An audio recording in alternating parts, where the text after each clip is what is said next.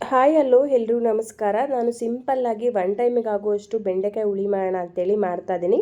ನಾನಿಲ್ಲಿ ಬೆಂಡೆಕಾಯಿನ ಒಂದು 10 ಬೆಂಡೆಕಾಯಿನ ಚೆನ್ನಾಗಿ ವಾಶ್ ಮಾಡಿ ಬಟ್ಟೆಲಿ ಒರೆಸ್ಬಿಟ್ಟು ಕಟ್ ಮಾಡಿ ಸೈಡಿಗೆ ಎತ್ತಿಟ್ಕೊಂಡಿದ್ದೀನಿ. ಅದಾದಮೇಲೆ ಈರುಳ್ಳಿನ ಮಸಾಲೆಗೆ ಅಂತೇಳಿ ಒಂದು ಈರುಳ್ಳಿ ತೊಗೊಂಡಿದ್ದೀನಿ. ಯಾಕಂದರೆ ನಾನು ಒನ್ ಟೈಮಿಗೆ ಮಾಡ್ತಿರೋದ್ರಿಂದ ತುಂಬ ಕಡಿಮೆ ಕ್ವಾಂಟಿಟಿಲಿ ಮಾಡ್ತಾಯಿದ್ದೀನಿ, ಹಾಗಾಗಿ ಒಂದು ಈರುಳ್ಳಿ ತೊಗೊಂಡಿದ್ದೀನಿ. ಅದ್ರ ಜೊತೆಗೆ ಒಂದು ಬೆಳ್ಳುಳ್ಳಿಲಿ ಒಂದು 5-6 ಬೆಳ್ಳುಳ್ಳಿನ ಬಿಡಿಸ್ಬಿಟ್ಟು ಅದನ್ನು ಕೂಡ ಮಿಕ್ಸಿ ಜಾರಿಗೆ ಹಾಕೋಬೇಕು. ಅದಾದಮೇಲೆ 2 ಟೇಬಲ್ ಸ್ಪೂನಷ್ಟು ತೆಂಗಿನಕಾಯಿ ತುರಿ ಕೂಡ ಆ್ಯಡ್ ಮಾಡ್ಕೊತಾ ಇದ್ದೀನಿ. ಸ್ವಲ್ಪ ಕೊತ್ತಂಬರಿ ಸೊಪ್ಪು, ಹಾಗೆ ಒಂದು ಟೊಮೊಟೊನ ದಪ್ಪದಾಗಿ ಕಟ್ ಮಾಡಿ ಅದನ್ನು ಕೂಡ ಮಿಕ್ಸಿ ಜಾರಿಗೆ ಆ್ಯಡ್ ಮಾಡ್ಕೊತಿದ್ದೀನಿ. ಅದಾದಮೇಲೆ ನಮ್ಮ ಮನೇಲಿ ಸಾಂಬಾರು ಪುಡಿ ಮತ್ತು ಖಾರದ ಪುಡಿ ಎರಡೂ ಕೂಡ ಮಿಕ್ಸಲ್ಲಿ ಇರುತ್ತೆ.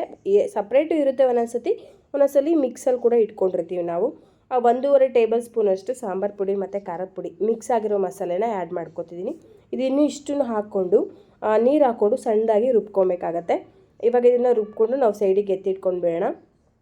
ಅದಾದಮೇಲೆ ನಾವಿಲ್ಲಿ ಬೆಂಡೆಕಾಯಿಗೆ 1-2 ಟೇಬಲ್ ಸ್ಪೂನಷ್ಟು ಆಯಿಲ್ ಹಾಕ್ಕೊಂಡು ಚೆನ್ನಾಗಿ ಇದರಲ್ಲಿ ಅಂಟೆಲ್ಲ ಬಿಡೋವರೆಗೂ ನೀಟಾಗಿ ನಾವು ಫ್ರೈ ಮಾಡ್ಕೊಬೇಕು. ಇಲ್ಲಿ ಬೆಂಡೆಕಾಯಿ ಚೆನ್ನಾಗಿ ಫ್ರೈ ಆಗ್ತಾ ಇರಲಿ, ಅಷ್ಟೊತ್ತಿಗೆ ನಾವು ರೈಸ್ಗೆ ಇಟ್ಕೊಂಡು ಬಿಡೋಣ. ನಾನಿಲ್ಲಿ ರೈಸ್ನ ರಾಜ್ಮುಡಿ ರೈಸ್ ಅಂತ ಹೇಳ್ತಾರೆ, ಇದು ರಾಜ್ಮುಡಿ ಅಕ್ಕಿ. ಇದು ತುಂಬಾ ಚೆನ್ನಾಗಿರುತ್ತೆ ಹೆಲ್ತಿಗೆ, ಹಾಗಾಗಿ ನಾನು ನೈಟ್ ಇದೇ ರೈಸೇ ಊಟಕ್ಕೆ ಬಳಸ್ತೀನಿ. ಇದನ್ನು ಚೆನ್ನಾಗಿ ವಾಶ್ ಮಾಡಿ 1 ಲೋಟ ಅಕ್ಕಿಗೆ 2 ಲೋಟದಷ್ಟು ನೀರು ಹಾಕ್ಬಿಟ್ಟು ಸ್ವಲ್ಪ ಉಪ್ಪು ಹಾಕಿ ಒಂದು 2-3 ವಿಷಲ್ ಹಾಕಿಸ್ಕೊಂಡ್ರೆ ಚೆನ್ನಾಗಿರೋಂಥ ರೈಸ್ ಇದು ರೆಡಿ ಆಗಿಬಿಡುತ್ತೆ. ಟೇಸ್ಟು ಕೂಡ ತುಂಬ ಚೆನ್ನಾಗಿರುತ್ತೆ. ಇವಾಗ ನೋಡಿ ಚೆನ್ನಾಗಿ ಬೆಂಡೆಕಾಯಿ ಎಲ್ಲ ಫ್ರೈ ಆಗಿದೆ, ಇದು ಅಂಟೆಲ್ಲ ನೀಟಾಗಿ ಬಿಟ್ಟಿದೆ. ಇದಾದಮೇಲೆ ನಾವು ಅದನ್ನು ಸೈಡಿಗೆ ಎತ್ತಿಟ್ಬಿಟ್ಟು ಮಸಾಲೆಗೆ ಸಾಂಬಾರು ರೆಡಿ ಮಾಡ್ಕೊಂಡು ಬಿಡೋಣ.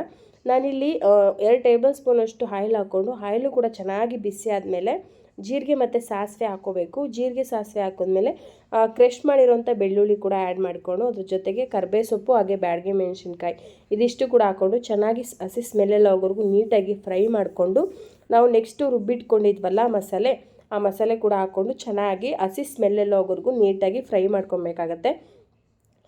ಆದಷ್ಟು ಒಂದು 3 to 4 ಮಿನಿಟ್ಸ್ ಆದರೂ ಚೆನ್ನಾಗಿ ಫ್ರೈ ಮಾಡ್ಕೊಬೇಕು. ನಾವು ಯಾವುದೂ ಕೂಡ ಮಸಾಲೆಗೆ ಹಸಿದೇ ಹಾಕ್ಕೊಂಡಿದ್ವಿ, ಅಂದರೆ ಯಾವುದೂ ಫ್ರೈ ಮಾಡಿರಲಿಲ್ಲಲ್ಲ, ಹಾಗಾಗಿ ಸ್ವಲ್ಪ ಚೆನ್ನಾಗಿ ಹಸಿ ಸ್ಮೆಲ್ಲೆಲ್ಲ ಹೋಗೋವರೆಗೂ ಫ್ರೈ ಮಾಡಿಕೊಂಡು ಚೆನ್ನಾಗಿ ಇದು ಹಸಿ ಸ್ಮೆಲ್ಲೆಲ್ಲ ಹೋದ್ಮೇಲೆ ನಾವು ಟೊಮೊಟೊ ಹೆಚ್ಚಿಟ್ಕೊಂಡಿದ್ವಲ್ಲ ಆ ಟೊಮೊಟೊ ಕೂಡ ಆ್ಯಡ್ ಮಾಡ್ಕೊಬೇಕು. ನಾನು ಆವಾಗಲೇ ಮಸಾಲೆಗೆ 1 ಟೊಮೊಟೊ ಆ್ಯಡ್ ಮಾಡಿದ್ದೆ.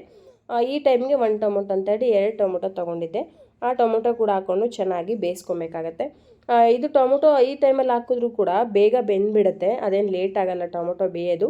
ಇವಾಗ ನೋಡಿ ಟೊಮೊಟೊ ಚೆನ್ನಾಗಿ ಬೇಯ್ತಾ ಇತ್ತು, ಅದ್ರ ಜೊತೆಗೆ ನಾವು ಫ್ರೈ ಮಾಡಿ ಇಟ್ಕೊಂಡಿದ್ವಲ್ಲ ಬೆಂಡೆಕಾಯಿ, ಅದನ್ನು ಕೂಡ ಹಾಕ್ಕೊಂಡು ಚೆನ್ನಾಗಿ ಕುದಿಸ್ಕೋಬೇಕಾಗತ್ತೆ. ಟೇಸ್ಟ್ ತುಂಬ ಚೆನ್ನಾಗಿರುತ್ತೆ, ಅದರಲ್ಲೂ ಈ ರೈಸಿಗಂತೂ ಟೇಸ್ಟ್ ತುಂಬ ಚೆನ್ನಾಗಿರುತ್ತೆ. ನಾವು 1 ಟೈಮಿಗೆ ಮಾಡಿರೋದ್ರಿಂದ ಸ್ವಲ್ಪನೇ ಮಾಡಿದ್ದೀನಿ ನಾನು ಕ್ವಾಂಟಿಟಿ. ನೀವು ಏನಾದರೂ ಜಾಸ್ತಿ ಮಾಡ್ಕೋತೀರಾ ಅಂತಂದರೆ ಅಥವಾ ಜಾಸ್ತಿ ಜನಕ್ಕೆ ಮಾಡಬೇಕು ಅಂದರೆ ನೋಡಿಕೊಂಡು ಹೆಚ್ಚು ಕಡಿಮೆ ಮಾಡ್ಕೊಳ್ಳಿ. ನಿಜವಾಗ್ಲೂ ಟೇಸ್ಟ್ ಮಾತ್ರ ತುಂಬ ಚೆನ್ನಾಗಿರುತ್ತೆ. ಅದರಲ್ಲೂ ಈ ರೈಸಿಗಂತೂ ತುಂಬ ಚೆನ್ನಾಗಿ ಸೆಟ್ಟಾಗಿಬಿಡತ್ತೆ. ಹಾಗೆ ನಾನು ಆಫೀಸಿಂದ ಬರ್ತಾ ವೆಜಿಟೇಬಲ್ ಕೂಡ ತೊಗೊಂಡು ಬಂದಿದ್ದೆ, ಅದನ್ನೆಲ್ಲ ರೆಡಿ ಮಾಡಿ ನೀಟಾಗಿ ಫ್ರೀಝರಲ್ಲಿ ಎತ್ತಿಟ್ಬಿಡೋಣ ಅಂತೇಳಿ ಎಲ್ಲ ಕ್ಲೀನ್ ಮಾಡ್ಕೋತಾ ಇದ್ದೀನಿ.